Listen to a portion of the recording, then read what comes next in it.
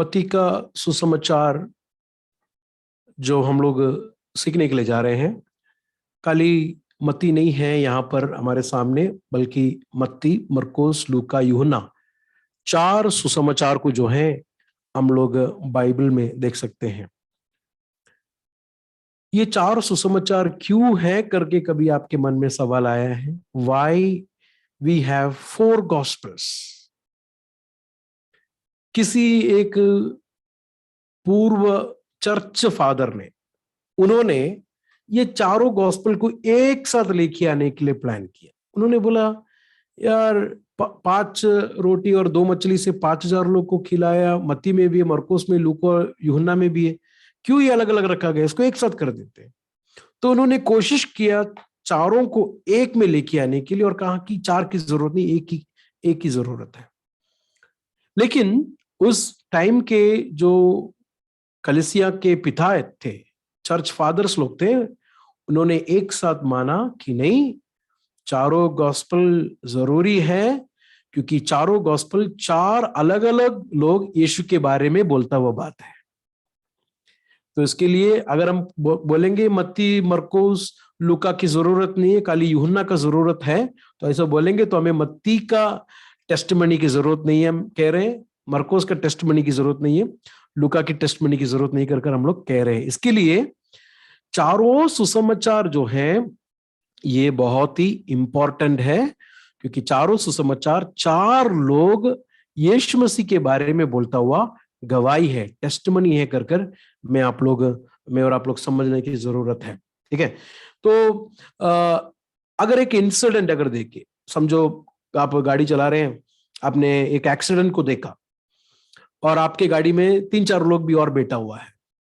ये चारों लोगों से अगर पूछेंगे कि गाड़ी का एक्सीडेंट कैसा हुआ और वो आपने क्या देखा, चारों लोग एक ही कहानी नहीं बताएंगे ना, चारों लोग एक ही बात नहीं बताएगा, 4 अलग तरीके के बात ही बताएगा। क्या उसका मतलब चारों लोग ने 4 अलग बात को देखा? नहीं, चारों लोगों ने एक ही बात को देखा है, लेकिन 4 डिफरेंट एंगल से देखा है, 4 डिफरेंट रीति से देखा है। इसके लिए ये चारों का टेस्टमनी बहुत जरूरी है कि नहीं? एक ने गाड़ी ठोकता हुआ देखा होगा, एक ने ठोकने के बाद देखा होगा। हाँ, मतलब चारों का टेस्टमनी बहुत इंपॉर्टेंट है, क्योंकि 4 अलग अलग पहलुओं को जो है एक ही इंसिडेंट में देख सकते। इसी तरह 4 सुसमाचार भी यीशु मसीह का लाइफ, यीशु मसीह का मृत्यु, यीशु मसीह का पुनरुत्थान, उनका मिनिस्ट्री, सब कुछ जो है 4 अलग अलग पहलुओं से बताया गया है। इसके लिए चारों सुसमाचार हमें न्यू टेस्टमेंट में दिया गया है। तो हम लोग पूछा हुआ सवाल में हम लोग जल्दी आएंगे, वाई 4 गॉस्पेल्स? Y 4 gospels? क्यों 4 सुसमाचार? जल्दी से दौड़ के देखेंगे क्यों 4 सुसमाचार। देखिए, मत्ती का सुसमाचार गॉस्पेल ऑफ द मसाया, यीशु मसीह, यीशु मसीहा कर बताता है मत्ती। मरकुस के सुसमाचार में यीशु परमेश्वर का दास है। कौन सा दास है? दुख उठाने वाला परमेश्वर का दास। The gospel of the suffering servant of God. यीशु मसीह कौन है? परमेश्वर का दुख उठाने वाला दास। ये है मरकुस यीशु मसीह के बारे में देता हुआ पिक्चर। लूका में देता हुआ पिक्चर क्या है? यीशु मसीह जो है सारे लोगों का उद्धार करता है। He is the saviour of all people. Okay, John में देता हुआ पिक्चर क्या है? The gospel of the divine son who reveals the father. यीशु मसीह परमेश्वर का बेटा है जो पिता को, परमेश्वर पिता को प्रकट करके दिया हमें। तो अब लोग देखिए, 4 लोगों ने 4 अलग अलग पहलुओं को बताया यीशु के बारे में। मसीहा है, सफरिंग सर्वेंट है, सेवियर, सारे लोगों को उद्धार करता है, परमेश्वर का बेटा है जो पिता के बारे में हमें बताने के लिए आया। हम लोग आगे बढ़ने से पहले मैं एक बात बताता हूं, ये चारों सुसमाचार किसने लिखा है करके हमें नहीं पता है। इसके आगे नाम है मत्ती, मरकुस, लूका, यूहन्ना। ये सब नाम हमें कैसे पता चला? अर्ली चर्च फादर्स, पपायस करके व्यक्ति है जो अर्ली चर्च फादर है, पपायस, आइरेनियस, ये अर्ली चर्च फादर, ये सारे लोग जो हैं, ये 12 अपोस्टल लोगों के साथ कनेक्टेड थे। वो लोगों ने हमें बताया है कि ये मत्ती ने लिखा है, मरकोस ने लिखा है। तो ट्रेडिशनली हम लोग विश्वास करते हैं मत्ती, मरकोस, लूका और यूहन्ना ने ये सुसमाचार को लिखा है। लेकिन उनके लेटर में या उनके बुक में कभी भी किधर भी जिक्र नहीं किया है मैं मत्ती हूं, मैं लिख रहा हूं, मैं मरकोस हूं, लिख रहा हूं करके। ठीक है, ट्रेडिशनली हम लोग बिलीव करते हैं कि इन्होंने ये सुसमाचारों को लिखा है। और जाहिर सी बात है, अभी समझो मैंने आप लोग को एक लेटर लिखा चर्च को, तो आपको मैं बताने की जरूरत है क्या मैं फलाना आदमी लिख रहा हूं करके? आपको पता चल जाएगा कौन लिख रहा है। तो शायद इसके लिए होगा उन्होंने अपना नाम को स्किप किया है कर हम लोग देखते हैं। ठीक है, मत्ती ने ज्यादा करके किसको लिखा है? यहूदियों को लिखा है। ठीक है, अगर आप फोटो ले सकते हैं तो फोटो लेंगे, तो बाद में आप नोट्स में लिख सकते हैं। मत्ती का ऑडियंस कौन है? ज्यादा करके यहूदी लोग हैं। मरकोस का ऑडियंस कौन है? ज्यादा करके रोमी लोग हैं, रोमन्स है उसका ऑडियंस। और लूका का ऑडियंस जो है ग्रीक, यूनानी लोग हैं लूका का ऑडियंस। और यूहन्ना का ऑडियंस जो है यहूदी भी है और अन्य जाति, नहीं तो ग्रीक, रोमन्स, सारे मिक्स लोगों को यूहन्ना ने अपना सुसमाचार को लिखा है। मत्ती के सुसमाचार में यीशु मसीह का टीचिंग को ज्यादा इंपॉर्टेंस दिया गया है। आगे के क्लासेस में हम लोग देखेंगे मैथ्यू में 5 मेजर टीचिंग्स है यीशु मसीह का, तो जीसस का टीचिंग को ज्यादा जोर दिया गया है। लेकिन मार्क में यीशु मसीह का अथॉरिटी को जोर दिया गया है। यीशु मसीह को दुष्ट आत्मा के ऊपर अधिकार, इंसान के पाप को माफ करने के यीशु मसीह को अधिकार है। हाँ, यीशु मसीह को पानी के ऊपर, यीशु मसीह को आंधी और तूफान के ऊपर अधिकार है, यीशु मसीह को गवर्नमेंट के ऊपर अधिकार है, शैतान के ऊपर अधिकार है। ऐसे यीशु मसीह की अथॉरिटी को मार्क ज्यादा फोकस देता है। लूका का सुसमाचार यीशु मसीह को एक टीचर के जैसा बताता है, मास्टर टीचर। यीशु मसीह एक रबी है, एक टीचर है, और उनकी टीचिंग को हम लोग देख सकते हैं।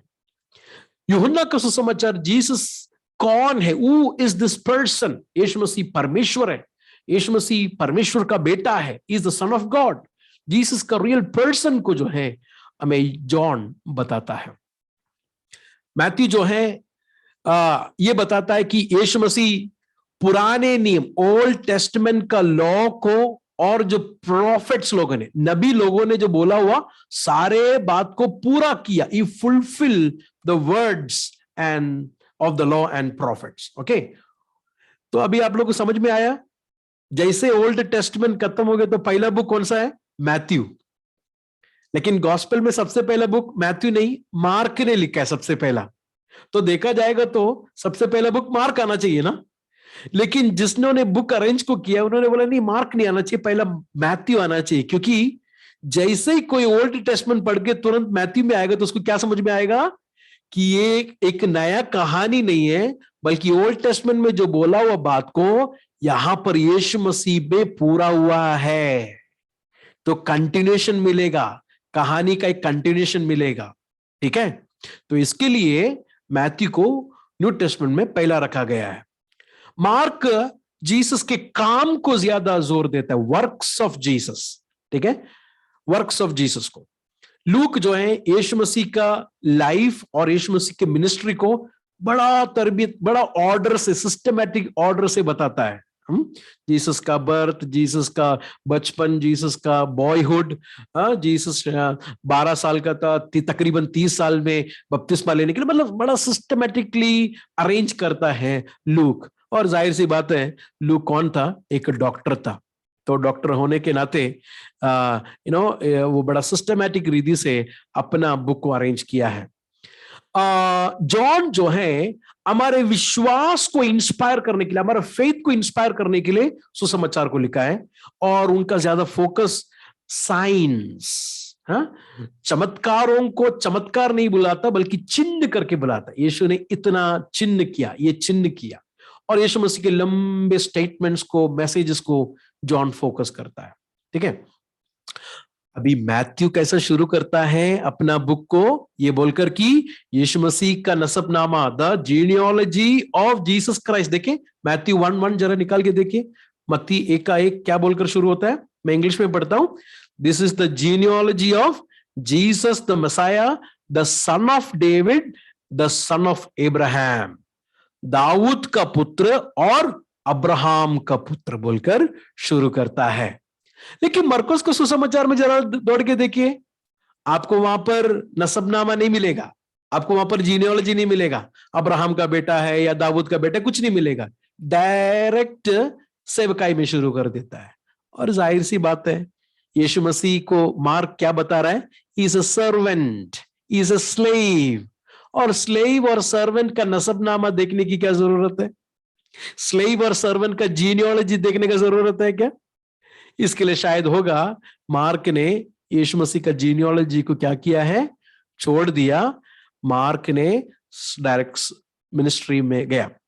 लूक देखिए, लूका का सुसमाचार चैप्टर 1 चैप्टर 2, जीसस का लाइफ, जीसस का बर्थ, जीसस का मिनिस्ट्री सब बड़ा ऑर्डरली बताया है कि नहीं?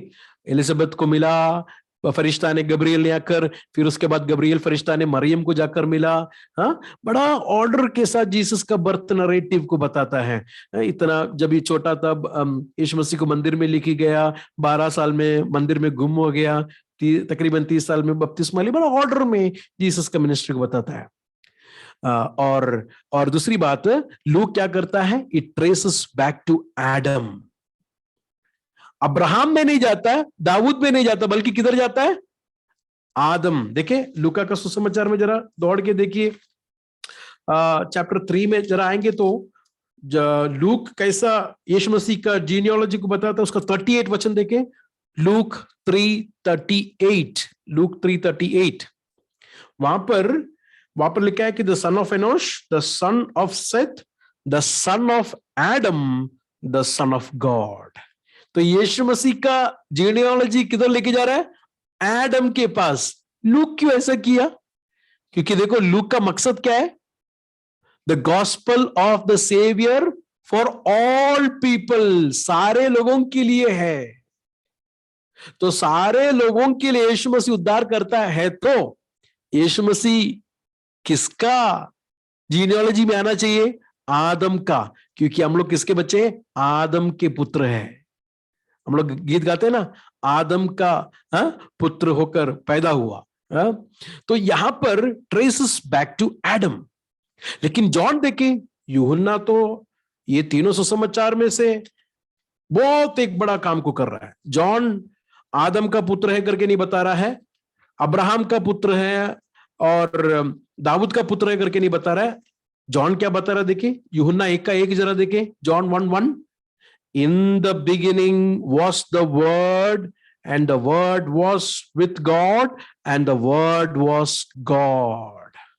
आदि में परमेश्वर था, आदि में वचन था, वचन के साथ वचन परमेश्वर के साथ था, और वचन परमेश्वर था। और ये वचन क्या है? उसका 14 वचन देखें, 14वां वचन। और वचन देदारी होकर हमारे दरमियान आया, वचन कलाम मुजस्सम होकर हमारे बीच में आया। The word became flash. तो ये वर्ड कौन है? यीशु मसीह।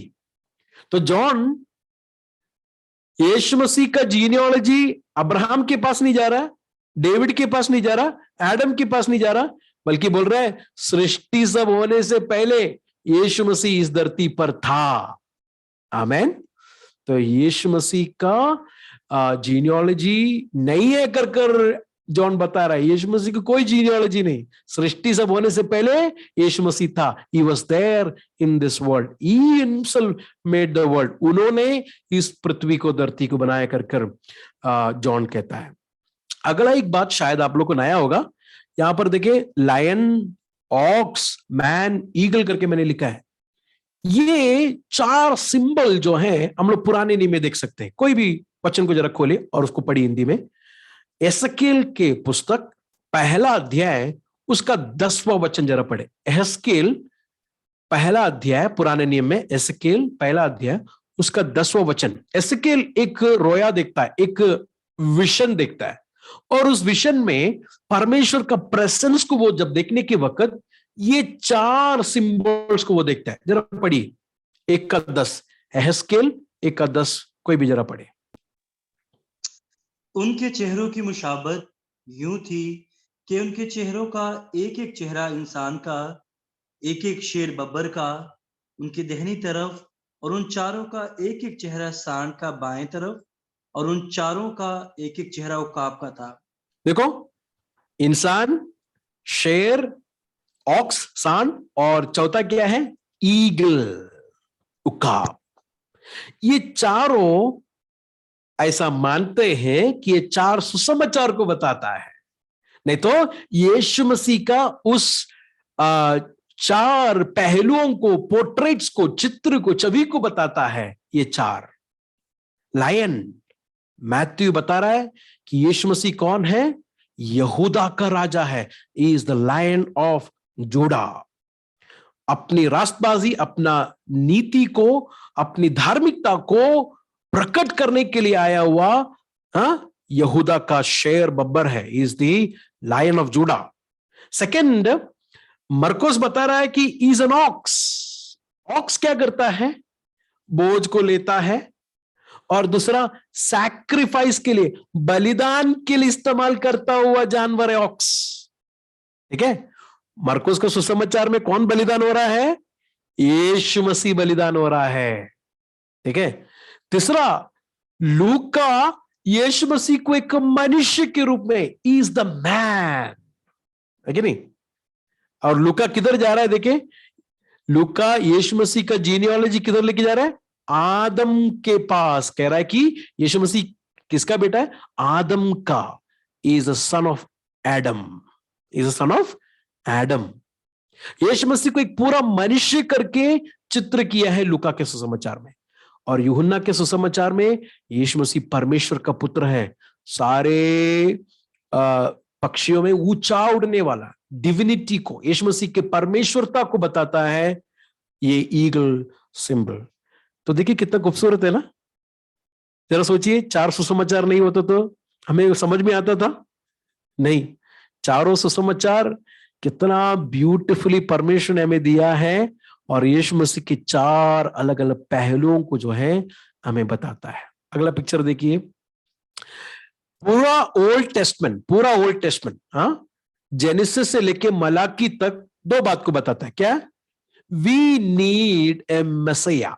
हमें एक मसीहा की जरूरत है। और दूसरा क्या बताता है? कि परमेश्वर एक मसीहा को भेजने वाला है।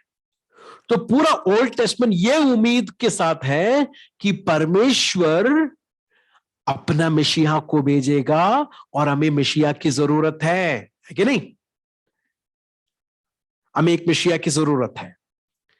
न्यू टेस्टमेंट में आएंगे तो मत्ती, मरकोस, लूका और यूहन्ना, ये चारों सुसमाचार यीशु मसीह के जीवन को बताता है कि जो पुराने नियम में बोला वो मसीहा आ पहुंच गया है। ठीक है? इसके लिए मत्ती जो है पहला बुक, न्यू टेस्टमेंट का पहला बुक क्यों है? क्योंकि ओल्ड टेस्टमेंट का जो सवाल था, किधर है मसीहा?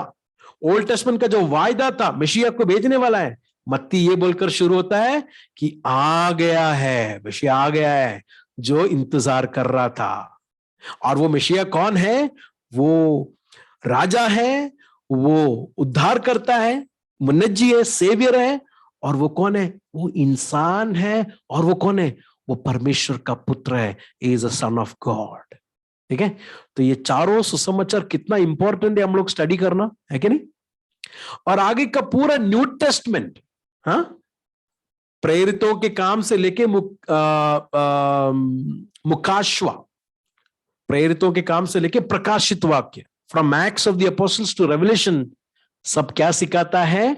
Explains the meaning of Messiah Jesus life, death and resurrection. यीशु मसीह का जिंदगी, उनका मौत, उनका जी उठने के बारे में एक्सप्लेन करता है।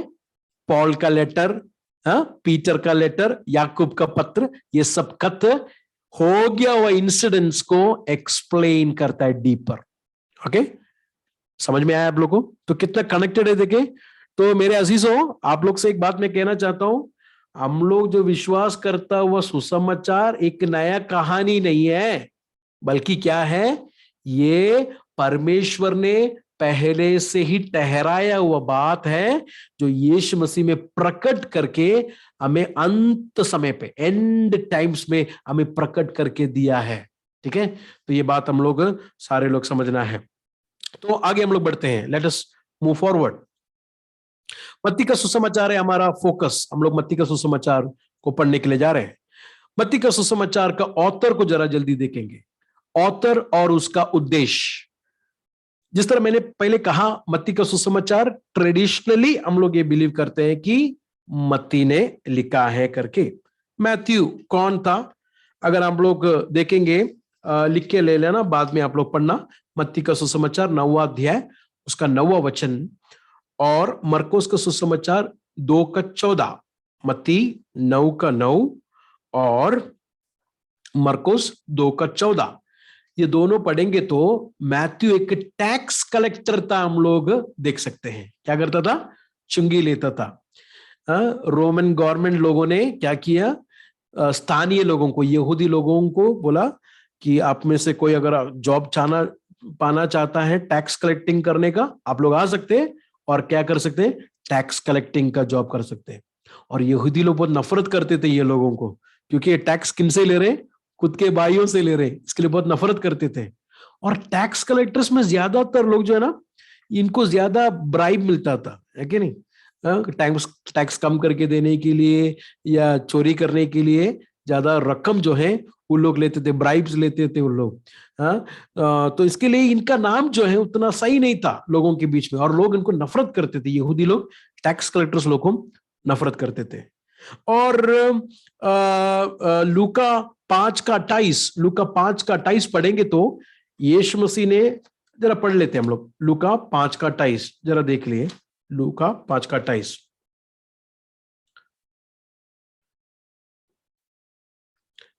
27 से पढ़ता हूं मैं। After this Jesus went out and saw a tax collector by the name of levy.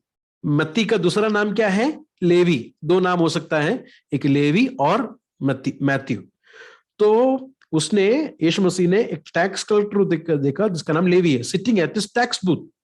Jesus said, follow me, and Levi got up, left everything and followed him. तो मैथ्यू कौन है? मैथ्यू यीशु मसीह का 12 अपोस्टल में एक apostle है, यीशु मसीह का चेला भी है, वन ऑफ द 12। ठीक है, और ये मैथ्यू साधारण नहीं है, इज अ लिटरली जीनियस। मतलब हम लोग आगे देखेंगे कितना ब्यूटीफुली ये गॉस्पेल को उसने स्ट्रक्चर किया, मालूम है? इतना ब्यूटीफुली जीसस को प्रेजेंट किया है, हम लोग आगे देखेंगे। तो हम लोग ने देखा मैथ्यू है इस सुसमाचार को लिखने वाला व्यक्ति, वो एक टैक्स कलेक्टर था, उसका दूसरा नाम लेवी है, और 12 में से एक व्यक्ति है जो यीशु मसीह के बात को सुनकर यीशु मसीह के पीछे हो लिए। मत्ती ने यह सुसमाचार लिखने का रीजन क्या है, उसका उद्देश्य क्या है?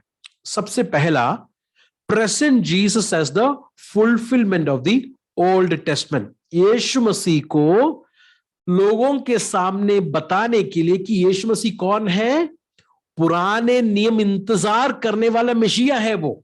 हाँ, इसके लिए देखो पहला वचन क्या बोलकर शुरू किया, एक का एक हम लोग ने पढ़ा है वो, this is the genealogy of Jesus the Messiah, the son of David and the son of Ibrahim. मतलब ये एक नया कहानी नहीं है, ओल्ड टेस्टमेंट ने इंतजार करने वाला मसीहा के बारे में है, नंबर 1। सेकंड, पढ़ने वाले लोगों को लगेगा कि यीशु मसीह पुराना नियम के वचनों को सबको तोड़ मोड़ने के लिए आया है। नहीं नहीं नहीं, उसके लिए नहीं आया है। यीशु मसीह किसके लिए आया है? पुराने नियमों के वचनों को पूरा करने के लिए आया है। He has come to fulfill the Old Testament. Number 3, पुराना नियम को फुलफिल करने के लिए तो आया है, लेकिन यीशु मसीह का वचन पुराना नियम के वचन से भी अथॉरिटी से भरा हुआ है कि नहीं? एक वचन को जरा पढ़ो, 5वां अध्याय का 20वां वचन जरा आइए, 5 का 20 जरा पढ़िए, 5 का 20।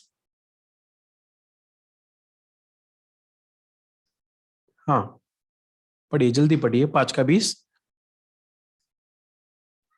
क्योंकि मैं तुमसे कहता हूं कि यदि तुम्हारी धार्मिकता शास्त्रियों और फरीसियों की धार्मिकता से बढ़कर ना हो तो तुम स्वर्ग के राज्य में कभी प्रवेश करने ना पाओगे। क्या है उसका मतलब? आपका धार्मिकता, आपकी रास्तबाजी फरीसी और स्क्राइब्स की रास्तबाजी से बढ़कर होना है, उसका मतलब क्या है? उसका मतलब समझ में नहीं आ रहा ब्रदर, क्या है? पढ़ के देखो आगे क्या लिखा है, देखो उसका 21 और 22 जरा पढ़ो, मैं बताता हूं क्या है। उनका राइचसनेस से भी बढ़ना है, जीसस कह रहा है। क्या है उसका मतलब? 21 और 22 देखिए। हाँ, तुम सुन चुके हो कि पूर्व काल के लोगों से कहा गया था कि हत्या ना करना, और जो कोई हत्या करेगा वह कचहरी में दंड के योग्य होगा। परंतु मैं तुमसे यह कहता हूं कि जो कोई अपने भाई पर क्रोध करेगा वह कचहरी में दंड के योग्य होगा। ओ देखिए, पुराने नियम में चाकू लेकर हत्या करेगा तो पनिशमेंट है, तो जीसस कहता है कि मैं तुमसे कहता हूं चाकू लेने की जरूरत नहीं है। अगर भाई से क्रोधित हो गया तो उसको खत्म करने के बराबर है। तो देखो, ओल्ड टेस्टमेंट में चाकू लेकर मारेगा तो पनिशमेंट है, तो जीसस का वचन ओल्ड टेस्टमेंट से भी क्या है? ऊपर, आगे, पावरफुल। क्रोधित अगर हो गया तो क्या कर दिया आपने? हत्या कर दिया करके। ठीक है, ये है मैथ्यू का उद्देश्य। अगला, मैथ्यू जो है बताता है कि यीशु मसीह यहूदियों का राजा भी है और साथ में अन्य जातियों का उद्धार करता भी है। Is the king of the Jews and the saviour of the gentiles. जल्दी से जरा पढ़े मत्ती का सुसमाचार 2 अध्याय, उसका दूसरा वचन जरा पढ़े। दूसरा वचन मत्ती का सुसमाचार 2 का 2 जरा पढ़िए। यहूदियों का राजा जिसका जन्म हुआ है कहाँ है, क्योंकि हमने पूर्व में उसका तारा देखा है। यहूदियों का राजा होकर पैदा हो गया हुआ व्यक्ति कहां है? तो यीशु मसीह कौन है? यहूदियों का राजा है कर कर कह रहा है। एक का एक जरा पढ़ो, एक का एक। मत्ती का सुसमाचार 1 अध्याय, उसका 1 वचन। अब्राहम की संतान, दाऊद की संतान, अब्राहम का संतान और किसका संतान भी है? दाऊद का संतान। इधर गौर से सुनना, यीशु मसीह अब्राहम का संतान काली नहीं बल्कि किसका संतान भी है? दाऊद का संतान। दाऊद कौन है? राजा था। तो दाऊद का संतान का कहने का मतलब यह है कि यीशु मसीह कौन से परिवार से आ रहा है? राजाओं का परिवार से आ रहा है। इसके लिए legally is the king. Okay, second कह रहा है कि दाऊद का संतान काली नहीं, अब्राहम का संतान भी है। वो क्यों बोला? वो समझने के लिए आप लोग पुराने नियम में जरा आइए। पुराने नियम में उत्पत्ति की किताब, उर्दू में पैदाइश, चैप्टर 12 वर्सेस 1 से जरा पढ़िए। 12 का 1 से लेके जरा पढ़िए।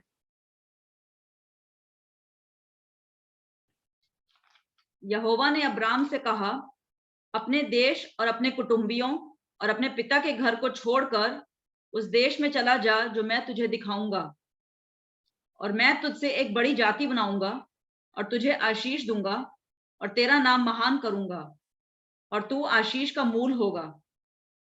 जो तुझे आशीर्वाद दें उन्हें मैं आशीष दूंगा, और जो कोई तुझे कोसे उसे मैं शाप दूंगा, और भूमंडल के सारे कुल तेरे द्वारा आशीष पाएंगे।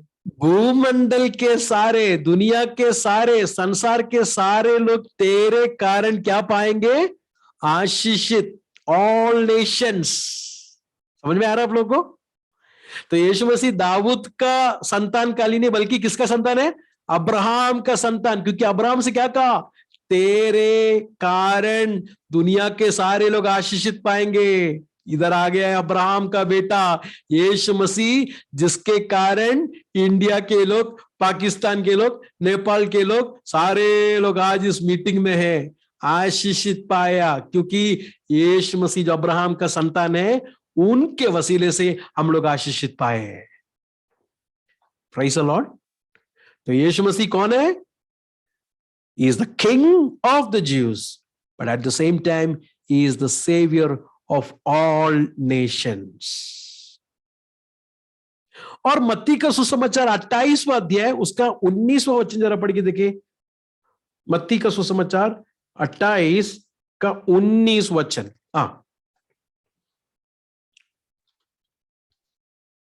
इसलिए तुम जाओ, सब जातियों के लोगों को चेला बनाओ और उन्हें पिता और पुत्र और पवित्र आत्मा के नाम से बपतिस्मा दो।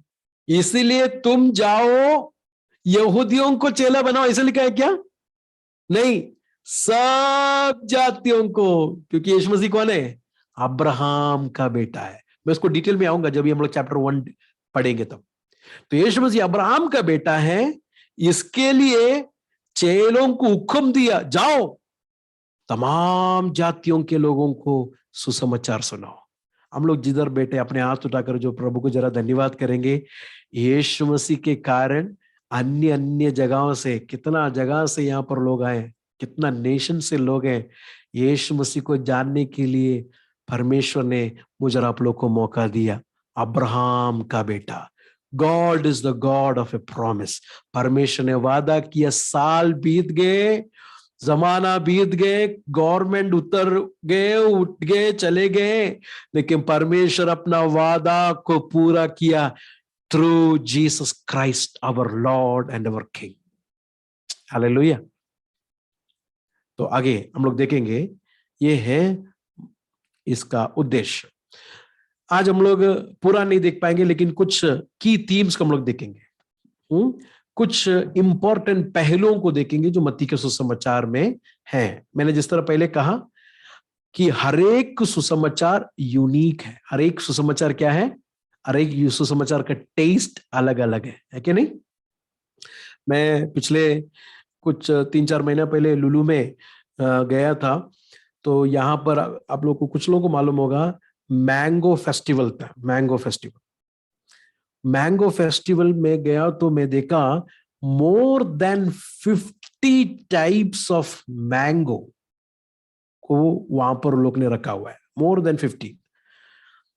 तो सबका नाम मैंगो ही है, सबका नाम आम ही है, लेकिन सबका टेस्ट एक नहीं है। सबका नाम मैंगो है तो भी टेस्ट डिफरेंट है। चारों सुसमाचार यीशु के बारे में बता रहा है, जीसस का लाइफ, जीसस का मिनिस्ट्री, जीसस का डेथ, जीसस का रिजरेक्शन के बारे में बता रहा है, तो भी चारों सुसमाचार का टेस्ट अलग अलग है। इसके लिए एक एक सुसमाचार हमें उठाकर खाना है, वो सुसमाचार का टेस्ट को समझने के लिए। तो मत्ती का सुसमाचार का कुछ पहलुओं को जो हम लोग देखेंगे। नंबर वन, फुलफिलमेंट, पूरा हुआ करके जो बात है मत्ती का सुसमाचार में हम लोग देख सकते हैं। ऊपर लिखा हुआ वर्सेस जो है आप लोग लिख के ले सकते हैं या स्क्रीनशॉट ले सकते हैं। मत्ती 1 का 1 से लेके 17, 1 का 22 से लेके 23, 2 का 4 से लेके 6, ऐसा आप लोग लिख सकते हैं। इन सारे वचनों में आप लोग देखिए, ऐसा लिखा है कि ये इसके लिए हुआ ताकि पवित्र शास्त्र की वचन पूरा हो जाए। एक वचन सबूत के लिए जरा हम लोग पढ़ेंगे। पहला अध्याय में जरा आइए, मत्ती का सुसमाचार पहला अध्याय, उसका 12 वचन को जरा पढ़े, 22वां वचन को जरा पढ़े, 1 का 22 को जरा पढ़िए। यह सब इसलिए हुआ कि जो वचन प्रभु ने भविष्यवक्ता के द्वारा कहा था वह पूरा हो। तो ये जो ऊपर लिखा हुआ वर्सेस है ना, ये आप लोग बाद में रीड करना, ये रिपीटेड आपको दिखेगा। ये सब इसके लिए हुआ ताकि परमेश्वर ने बोला वो वचन को क्या हो जाए, पूरा हो जाए। अभी अब देखो, मैंने कुछ लिस्ट लिखा है, ज्यादा नहीं, थोड़ा ही लिस्ट लिखा है। सबसे पहला, यीशु मसीह का बर्थ के बारे में हम लोग ने अभी पढ़ा ना, कैसा होगा? एक कुंवारी से एक बेटा उत्पन्न होगा, ठीक है, वो बोला है। यीशु मसीह किधर जन्मेगा कर बताया, 2 का 4 से लेके 6 पढ़ो, बेथलेहेम में पैदा होगा करके लिखा है। फिर यीशु मसीह को खत्म करने के लिए हेरोदा राजा देखेगा, तब मां बाप को फरिश्ता आकर बोलेगा कि किधर जाने के लिए? मिस्र की ओर जाने के लिए। मिस्र की ओर जाता है, वो भी लिखा है। फिर हेरोदा बेथलेहेम का उस इलाके के सारे छोटे बच्चों को जो पैदा हुए बच्चों को खत्म कर देता है, क्योंकि राजा पैदा हुआ ना, तो उसको लोग नहीं बढ़ना चाहिए बोलकर हेरोदा खत्म करता है। वो भी वचन में लिखा है, वो भी वचन का पूरा है। यीशु मसीह पुराने नियम के वचनों को और नबियों के वचनों को पूरा करने के लिए आया है, वो भी चैप्टर 5 में हम लोग देख सकते हैं। यशायाह ने यीशु मसीह के बारे में बताया था कि ऐसा एक दास आएगा, servant of God, servant king, वो आएगा, वो दुख उठाएगा, है ना। यशायाह 53 हम लोग देखते हैं, यशायाह 53 वो उस सर्वेंट के बारे में बताया। आप लोग जरा देखिए, तकरीबन 6 प्रोफेसीज के बारे में मैंने यहां पर लिखा है जो यीशु मसीह के लाइफ में पूरा हुआ है। मैं आपसे एक बात पूछता हूं, इसमें से अगर एक किसी के जीवन में पूरा हो सकता है, ठीक है, बर्थ प्लेस, यीशु मसीह का बर्थ प्लेस बेथलेहम में, वो प्रोफेसी अगर फुलफिल हो गया, बाकी कुछ भी नहीं हुआ, तो हम लोग कहेंगे क्या? नहीं नहीं, ये प्रभु का वचन के अनुसार नहीं है। एक ही इंसान के जीवन में इतना सारा प्रोफेसीज फुलफिल होना, मतलब ये एक मिराकल है कि नहीं? बर्थ प्लेस, कैसा बर्थ होगा, इजिप्ट में, मिस्र में जाएगा, बच्चों को उस टाइम में मार दिया जाएगा, इतना प्रोफेसीज एक आदमी के जीवन में पूरा होना, मतलब इट इज अ मिराकल। ये एक असंभव बात है कर हमें लगता है, लेकिन इतना सारा प्रोफेसीज यीशु मसीह के जीवन में क्या हुआ, पूरा हुआ करके लिखा है। मैंने थोड़ा ही लिखा है इसमें, और भी हम लोग मत्ती के सुसमाचार में देख सकते हैं जो ओल्ड टेस्टमेंट में बोला हुआ प्रोफेसीज यीशु मसीह के जीवन में पूरा हुआ। तो नंबर 1 थीम जो है फुलफिलमेंट। सेकंड थीम जो है पोर्ट्रेट ऑफ जीसस, यीशु मसीह के चित्र को हम लोग ये मैथ्यू के सुसमाचार में देखते हैं। आप लोग लिख के लेना, 1 का 1 में, 1 का 23, 2 का 2, ये सब 12 वचन जो है लिख के बाद में इसको पढ़ के देखिए। यीशु मसीह को कम से कम 6 पोर्ट्रेट्स, 6 चित्र को दिया है। नंबर 1, ही इज द ट्रू मेसाया। यीशु मसीह कौन है? मेशिया है। मेशिया का मतलब क्या है? अनॉइंटेड वन, मसा किया गया हुआ। मैं जब ये चैप्टर 1 हम लोग देखेंगे तब हम लोग मेशिया के बारे में देखेंगे डिटेल में, लेकिन अभी आप लिखिए, मेशिया का मतलब मसा किया गया हुआ, अभिषेक किया गया हुआ, अभिषिक्त, मेशिया का मतलब। सेकंड, यीशु मसीह को दिया गया हुआ पोर्ट्रेट क्या है? इम्मानुएल। इम्मानुएल का मतलब परमेश्वर हमारे साथ है, गॉड विथ अस।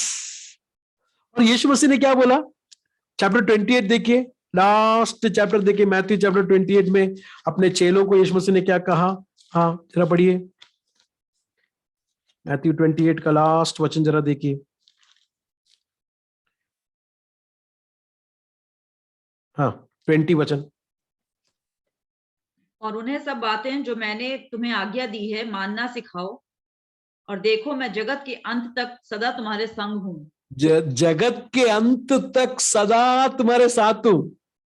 ये वचन को जब भी मैं पढ़ रहा था, ये वचन मुझे दिल में इतना सांत्वना दिया। यीशु मसीह जब भी पैदा हुआ, उसका नाम इम्मानुएल, गॉड विथ अस। तो वो परमेश्वर मरियम, यूसुफ और चेलों के साथ काली नहीं था।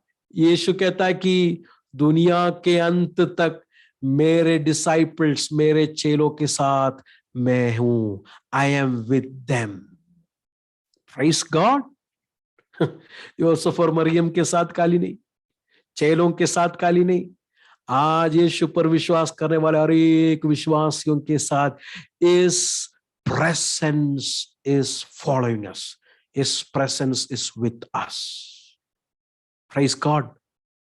उसकी उपस्थिति के लिए मैं प्रभु को धन्यवाद देता हूं। मैथ्यू 18 में लिखा है कि जहां पर 2 या 3 मेरे नाम से इकट्ठा होता है, उनके दरमियान मैं हूं। I am in with them.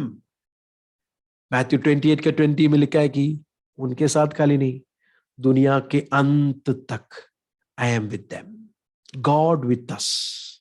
तो यीशु मसीह का पोर्ट्रेट अगला क्या है? Immanuel, God with us. अगला सन ऑफ गॉड। यीशु मसीह कौन है? परमेश्वर का पुत्र है। चैप्टर 1 में मैं वो डिटेल में आप लोगों को बताऊंगा। चैप्टर 1 में परमेश्वर का पुत्र करके हम लोग देख सकते हैं, और आगे भी हम लोग देख सकते हैं। अगला पोर्ट्रेट क्या है? सन ऑफ मैन, मनुष्य का पुत्र, अब्राहम का, दाऊद का संतान है कि नहीं, कुंवारी के पेट में उत्पन्न हो गया, वो मनुष्य का पुत्र है। अगला किंग ऑफ इसराइल, इसराइल का राजा। छठवा जो है the Lord of the church, कलीसिया का प्रभु। तीसरा पोर्ट्रेट जो है सैल्वेशन हिस्टोरिकल पर्टिकुलरिज्म एंड यूनिवर्सलिज्म। क्या है इसका मतलब? मैंने जिस तरह पहले भी कहा, पुराने नियम पर्टिकुलरली एक नेशन को फोकस किया था, है कि नहीं? एक नेशन को फोकस किया। वो नेशन का नाम क्या है? इसराइल, यहूदियों। लेकिन न्यू टेस्टमेंट में आएंगे तो एक पर्टिकुलर नेशन पर फोकस नहीं है, बल्कि उद्धार, सैल्वेशन किसके लिए? हरेक जातियों के लिए, for all nation. Matthew chapter 10 versus 5 और 6 जरा पढ़िएगा। मैथ्यू 10 वर्सेस 5 और 6। यीशु मसीह ने अपने चेलों को शुरू में क्या कहा था देखे, फिर उसके बाद क्या कहा। मैथ्यू 28, 18, 20 भी पढ़ेंगे। पहला मैथ्यू 10, 5 और 6 जरा पढ़े पहला। इन 12 को यीशु ने आकर आज्ञा देकर भेजा, अन्य जातियों की ओर न जाना और सामरियों के किसी नगर में प्रवेश न करना, परंतु इजराइल के घराने की खोई हुई भेड़ों के पास जाना। यीशु ने क्या कहा मिनिस्ट्री करने के वक्त? खोए हुए भेड़ इस्राएल के पास जाना, अन्य जातियों के पास, सामरी लोगों के पास नहीं जाना बोला 12 चेलों को। उनका प्राइमरी फोकस जब इस धरती पर आए थे, फॉर द ज्यूज, अपनों में आया। वो अपनों ने उनको रिजेक्ट किया, और रिजेक्ट किया इसके लिए चलो अभी दूसरे के पास जाएंगे। नहीं नहीं नहीं, ऐसा नहीं है, ठीक है? परमेश्वर ने ऑलरेडी अब्राहम से कहा, तेरे वसीले से सारे जातियों को मैं ब्लेस करूंगा। तो सारे जातियों को ब्लेस करने का प्रोग्राम, प्लान ऑलरेडी परमेश्वर के फोर नॉलेज में था, परमेश्वर के प्लान में ऑलरेडी था। परमेश्वर को पहले से पता था अपने लोग उनको रिजेक्ट करेंगे, अपने लोग उनको छोड़ देंगे। ये परमेश्वर के प्लान में ऑलरेडी था। तो इसके लिए ये नहीं समझना 12 चेलों को यहूदियों के पास भेजा, उन्होंने रिजेक्ट किया तो यीशु मसीह ने बोला अभी इनको छोड़ दो, अब इनके पास जाएंगे। नो नो नो, ऐसा नहीं है। यहूदियों के पास परमेश्वर इसके लिए क्यों भेजा? क्योंकि ओल्ड टेस्टमेंट में फोकस एक नेशन के ऊपर था। लेकिन आगे क्या हुआ देखे, मत्ती का सुसमाचार 28वां अध्याय, उसका 18 से लेके 20 जरा पढ़िए। मत्ती 28 का 18 से लेके 20। यीशु ने उनके पास आकर कहा, स्वर्ग और पृथ्वी का सारा अधिकार मुझे दिया गया है, इसलिए तुम जाओ, सब जातियों के लोगों को चेला बनाओ और सब जातियों के लोग, सब जाति, जाति का मतलब all Nations, all cast, tribes, कोई भी जाति का हो, सारे जाति के लोगों को जाकर क्या करना है? सुसमाचार सुनाओ। आप लोग ने देखा सैल्वेशन का हिस्ट्री कैसा है? ओल्ड टेस्टमेंट में पर्टिकुलरिज्म, एक पर्टिकुलर नेशन को सैल्वेशन का, ताकि उनके जरिए से दुनिया के तमाम लोग सैल्वेशन पाए। लेकिन वो लोग हार गए, वो लोग फेल हो गया। यीशु मसीह इसराइल का एम्बॉडीमेंट होकर, इसराइल होकर, यीशु मसीह नया इसराइल होकर इस धरती पर आकर क्या किया? वो प्रॉमिस जो इसराइल से नहीं हो सका, यीशु मसीह से होकर सारे जातियों को ब्लेस किया। आप लोग हैं मेरे साथ? समझ में आ रहा है आप लोगों को? तो ये बातें मत्ती का सुसमाचार में एक बड़ा इंपॉर्टेंट बात है। अगला एक बात भी बोलकर हम लोग बंद करेंगे, इसको हम लोग अगले हफ्ता कंटिन्यू करेंगे। किंगडम ऑफ हेवन, स्वर्ग राज्य, ये मत्ती का सुसमाचार में बार बार हम लोग देखता हुआ एक बात है। 4 का 17, 4 का 23, 5 का 19 से लेके 20।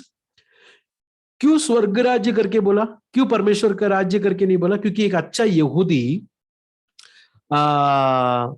परमेश्वर का नाम ऐसे ही अपने मुंह में नहीं लेता है, और कभी भी एक पन्ने में या पेपर में या जो उस टाइम में लिखा जाता था उसमें परमेश्वर का नाम नहीं लिखेगा, क्योंकि उसको डर है अगर ये गलती से जमीन पर गिर गया लोग उन पर पैर मारेंगे, इसके लिए नाम भी नहीं लिखता है।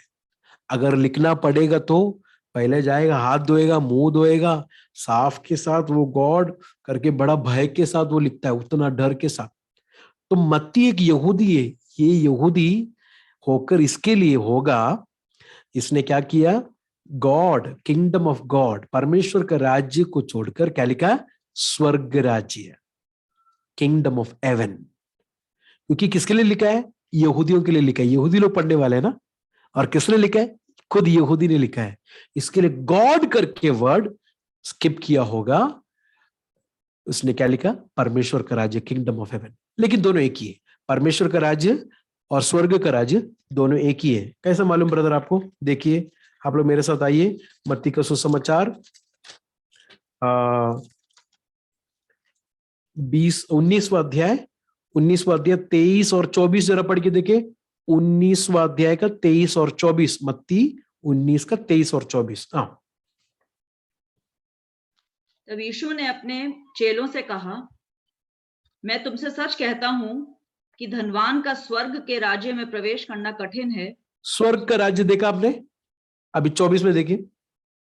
तुमसे फिर कहता हूं कि परमेश्वर के राज्य में धनवान के प्रवेश करने से ऊंट का सुई के नाके में से निकल जाना सहज है।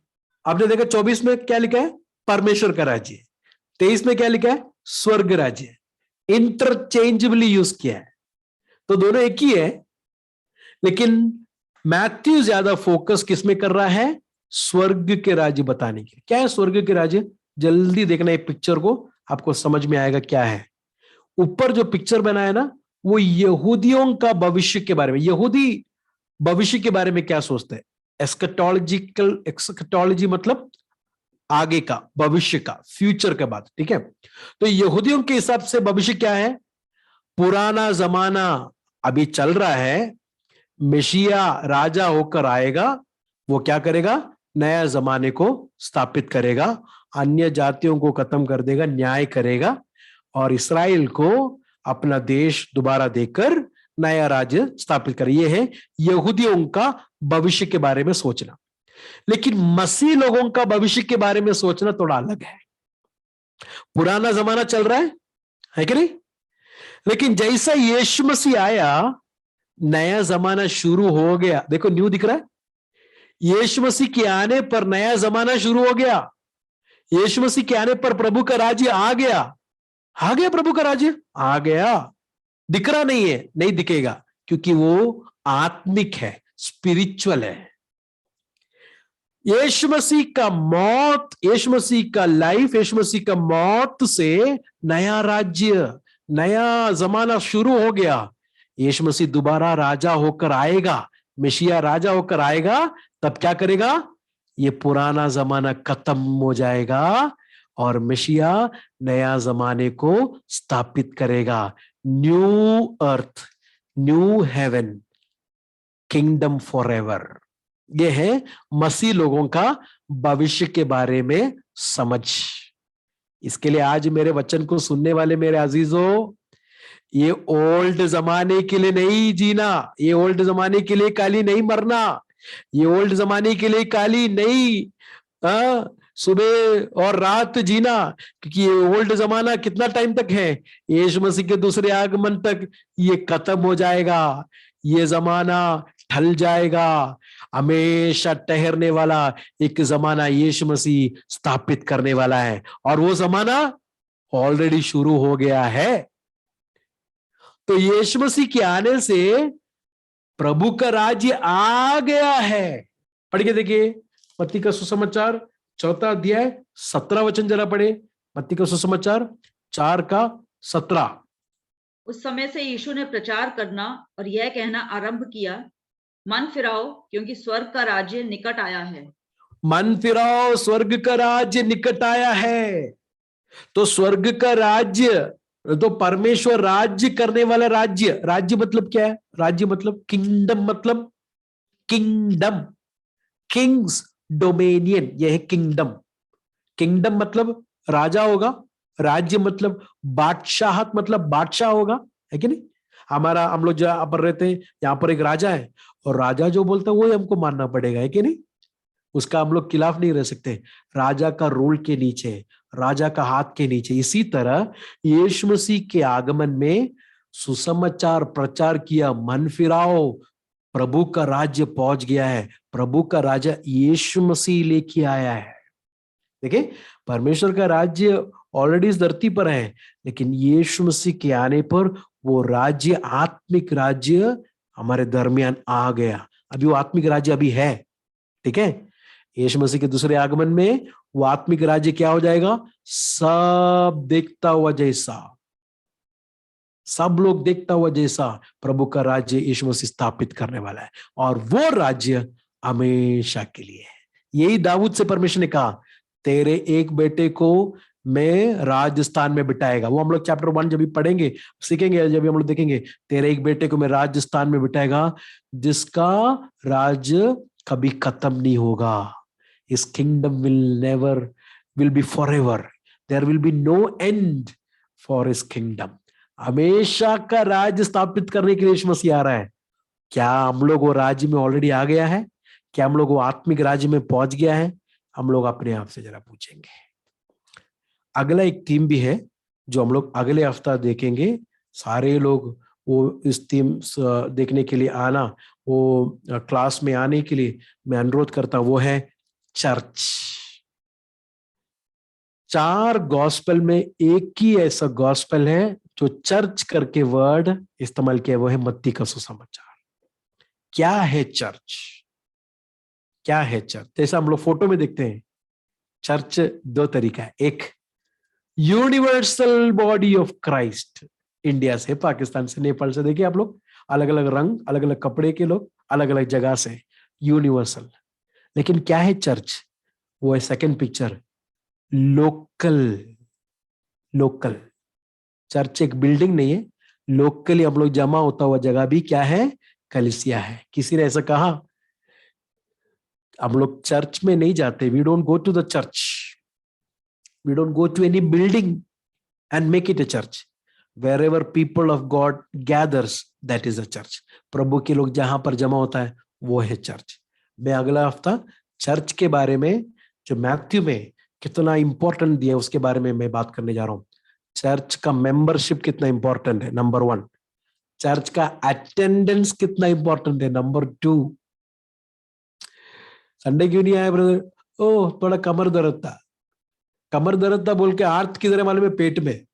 भूल गया, कमर में हाथ रखने के लिए भूल गया, मैं पकड़ा।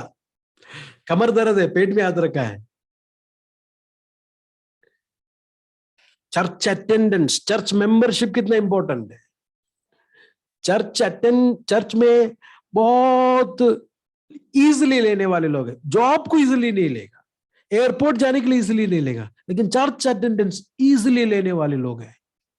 मैं ऐसा मानता हूं, मेरा ऐसा प्रार्थना है, अगले हफ्ते के क्लास में आप लोग चर्च अटेंडेंस, चर्च मेंबरशिप का इंपॉर्टेंस आप लोग समझना। आपको परमेश्वर ने एक यूनिवर्सल चर्च में रखा है, लेकिन उसके साथ एक लोकल चर्च में भी परमेश्वर ने आपको रखा है। और लोकल चर्च का इंपॉर्टेंस क्या है, मैथ्यू के सुसमाचार से हम लोग देखेंगे। आंखों को बंद करेंगे और हम लोग प्रार्थना करेंगे।